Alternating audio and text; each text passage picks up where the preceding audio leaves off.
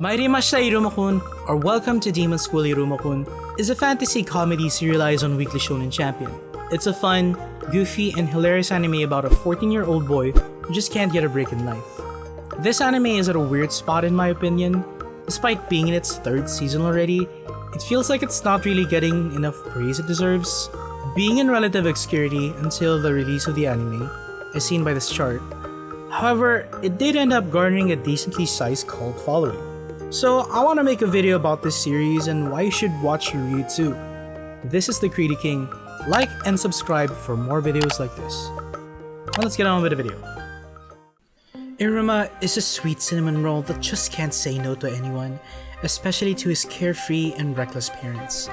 At a young age, being taught to be basically a yes man, he would accept any request from anyone, reasonable or not. From odd jobs, being extorted, and having no choice but to survive in the wild as he constantly gets left behind in order to do whatever. Until one day, his parents went too far and sold him to a demon. Fortunately, this demon isn't out to eat him. This demon is called Sullivan, a very important person in the netherworld that just wants a grandson to adopt. Unfortunately, he doesn't really get any say on this matter, as if he does, he just might not survive the night. But knowing Iruma, we know that he can't say no, even to a demon. Now officially recognized as Sullivan's grandson, he's also enrolled at Sullivan's school named Babbles or Babiru, as he's also the principal there. Turns out demons like the smell, might even the say taste of humans. It's even in the lyrics of the school's anthem. Fearing for his life, he tries his hardest to live in hell while hiding his true identity. While at school, he meets unlikely friends like the noble fire specialist, pretty boy Asmodeus Alice, and the ever-lovable goofball Claire Valak. And because of his lack of luck, he always gets caught in trouble, scoring his spot in the abnormal class, a place of eccentric troublemakers. Iruma gradually gets to know everyone in the class, becoming friends, bonding and understanding deeper goals and dreams they have in mind, cheering each other on to reach new heights, and truly redefining the meaning of why they are called the abnormal class. Assigned to the Misfits Class, Iruma faces a lot of trials and tribulations with his classmates. Being demons, he questions if humans could even be friends in the first place. Turns out the word friend doesn't even exist in their vocabulary. Everyone in his class can be a bit hardcore when it comes to pranks, but generally are good people. Like chaotic good. All of them have their quirks and eccentric qualities, along with unique character designs that complement them. You have Sab no Sabro, who is utterly obsessed with becoming the Demon King and anything that has to do with the king's legacy. Kane Kamui, the resident pervert of the group. Gentleman. Rosel Kerry, the cute shy glasses girl that's secretly super duper cute, like an idol, with the rest of his class having strong personalities themselves. This is what Iruma learns from them, which is to have desires, goals, and ambitions. And no one else hammers this down other than the best girl, Azazel Ameri. Standing at 190 centimeters or 6 foot and 2 inches tall is this red-haired demon goddess and student council president. Fun fact, Ameri is also voiced by Saori Hayami, who also voices characters you're probably familiar with like Yor Forger, Yamato, Fubuki, and more. Iruma and Ameri's encounter was ripe with romantic tension and misunderstandings, but finally simmered down with a rather wholesome friendship with hopefully more in store for their relationship.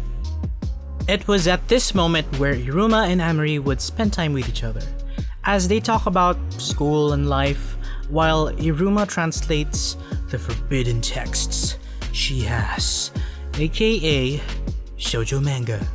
Ameri asks Iruma about what his ambition was, and this failure to answer her question is one of the main driving forces as to why he starts to change.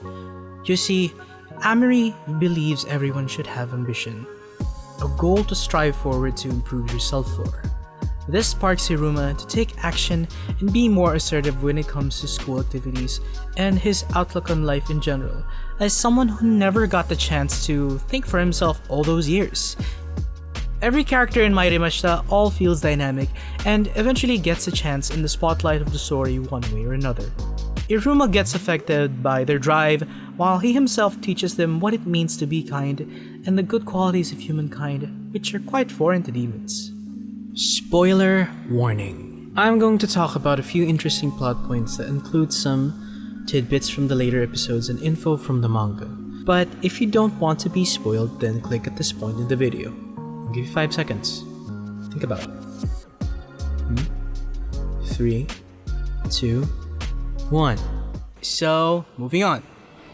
Even though the story mainly revolves around Iruma's school life and how he adjusts to his life in the netherworld, there are also external factors at play and events which led Sullivan to adopt Iruma to begin with. We also get to meet and see the pillars of demon society, and the Tower of Babel is where all the elite ranking demons gather. They're all basically nobles of the demon world and are tasked with keeping the balance the previous generations fought so hard for. We don't know much about those wars waged hundreds of years ago at this point, but it's a common thing some students and characters reference in their dialogue or conversations. Even now, there are still wars and skirmishes that happen off-screen. In the hierarchy of power and ruling, the closest ones to the Demon King are the 3 heroes, and this also includes Sullivan. And the 13 crowns are high-ranking demons from powerful families. The biggest mystery of all is the disappearance of the Demon King himself, Delkira. The only ones that are strong enough to be Demon King candidates are the 3 heroes because they're all ranked 9 on the demon ranking system, and are the oldest and wisest even among the 13 crowns. They also most likely would have impacted the demon world in some grand way to obtain that title. Only those who are strong, influential, and have merit can have that status. That, or rank 9, is also the highest rank most demons can obtain, as the 10th rank, Yod, is exclusively reserved to the Demon King. They don't really know why or how he disappeared. As far as we know, he's just missing, so the likelihood of him actually being dead is unlikely, but there is some evidence that say he could actually be deceased. We don't really know. But this has led to the 13 crowns insisting that one of the 3 heroes become the new Demon King. However, none of the 3 greats actually wants this position. Whether they feel like they're not up to the task, they think that Delkira can only be the Demon King. They're waiting for his return. They think that someone else could be more suitable than them, or that they're just not interested. Add that weight of responsibility while sketchy organizations in the background do shady things to either gain the Demon King title or return demons back to their origins. Mairimashita Iruma-Kun reminds me of early 2000s anime, a very nostalgic approach that is similar to the likes of Sergeant Kiroro, School Rumble, or Zero no Tsukaima. Not exactly, but you get the vibes I'm comparing it to. Very over-the-top goodness you've all come to expect from these types of shows.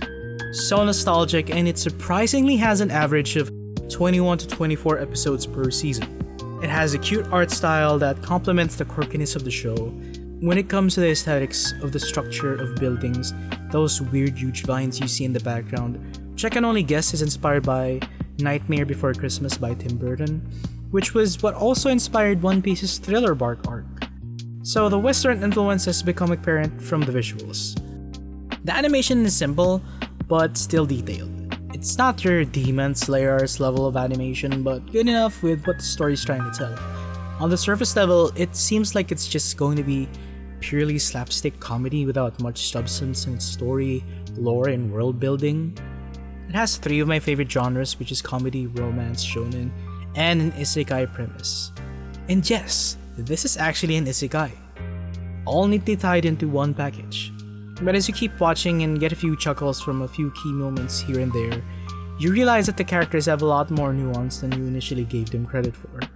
While not groundbreaking by any means, it just hits the right spot and makes them more relatable. The music from the OST seems like a mix of Christmas and Halloween, again very much like Tim Burton's style. And some of the character theme songs lean more towards the cartoony style as well. My favorites are the first season's opening and ending songs, an earworm you just can't get enough of. Because the story is in a school setting, they have mostly regular classes and a ton of fun activities that help students grow in strength. Doesn't matter if it's through magic, physical strength, or knowledge. I also think it's cool how magic is done in the show.